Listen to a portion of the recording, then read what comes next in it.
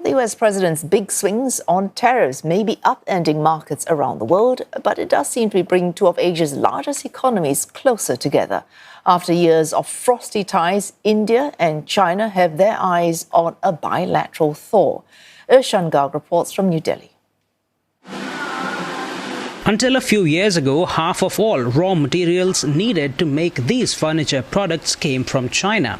But that volume has been cut significantly. Naresh Gupta says he can now only bring in parts that cannot be made locally. अगर हम चाहें तो यहीं बना सकते हैं. टेक्नोलॉजी हो सकता है हमें चाइना से लेनी पड़े, रॉ मटेरियल हो सकता है चाइना से लेना पड़े, लेकिन हम प्रायोरिटी देंगे कि हम यहीं बनाएं. Since 2020, following a deadly border standoff between Indian and Chinese soldiers, India restricted imports and implemented stricter customs checks and anti-dumping measures, allowing only essential items to come in. It also put a blanket ban on Chinese investments. Naresh, who is also president of the India-China Chamber of Commerce, says this needs to change. अगर सरकार उनको सहूलियत दे तो वो कल से आने शुरू हो जाएंगी. लेकिन गवर्नमेंट की पॉलिसी के कारण यहाँ पर 2-2 साल परमिशन नहीं मिलती है, उनको वीज़ा नहीं मिलता है. सबसे बड़ी प्रॉब्लम ये आ रही है, चाइनीज़ लोग इंडिया आना चाहते हैं, उनको वीज़ा नहीं मिल रहा है. Analysts say Chinese investment would not just help small businesses but could also bolster India's large-scale manufacturing. If we are able to have more and more Chinese manufacturing happening in India, then things that we are going to import will be manufactured locally in India with India's inputs into it, and then makes India's exports competitive as well. Chinese electronics giants Haier and Lenovo are reportedly already looking at making products in India for US export. They are hoping to capitalize on the pause on US duties for Indian goods, while those made in China still face 125% tariffs. Experts say the latest White House announcement gives Indian exports a competitive edge against Chinese goods, but that Chinese companies moving manufacturing here is also an example of how Delhi-Beijing partnership can insulate both economies from American tariffs.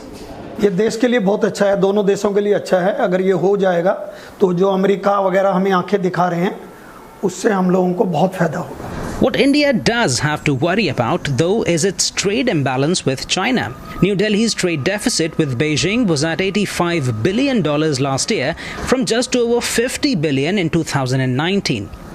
Analysts say it's primarily because India relies on China for machinery and for raw materials for the pharmaceutical and electronics sector.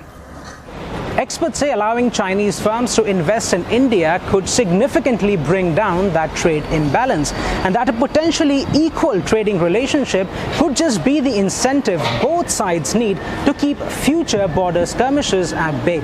New Delhi and Beijing seem to agree. This meeting at the BRICS summit in Kazan last October had set the ball rolling, when President Xi Jinping and Prime Minister Narendra Modi held talks for the first time in 5 years. Last month, as the world readied for Trump's tariff announcements, Prime Minister Modi appeared on American podcaster Lex Friedman's show and said this. तो हम तो चाहेंगे कि भारत चीन के बीच में स्पर्धा सब स्वाभाविक है. स्पर्धा कोई गलत चीज नहीं है. ये संघर्ष नहीं होना चाहिए. In early April, President Xi responded by saying it is time for the dragon and the elephant to tango. But experts say this has become a dance of necessity. Now, because of Trump pushing his way, particularly through tariff hikes, some of the other alternatives will become more feasible in that sense. If Trump is everybody's challenged, then everyone is trying to look at alternatives. Both India and China are on US President Donald Trump's list of so-called worst offending countries, and Beijing is now urging New Delhi to stand with it and make the most of their trade relationship. There are, however, concerns of Chinese firms dumping cheap products if trade barriers are lifted, with one report warning India is at high risk of oversupply from China. It's why businesses say India needs to play its cards right in balancing its relationship with its two biggest trade partners.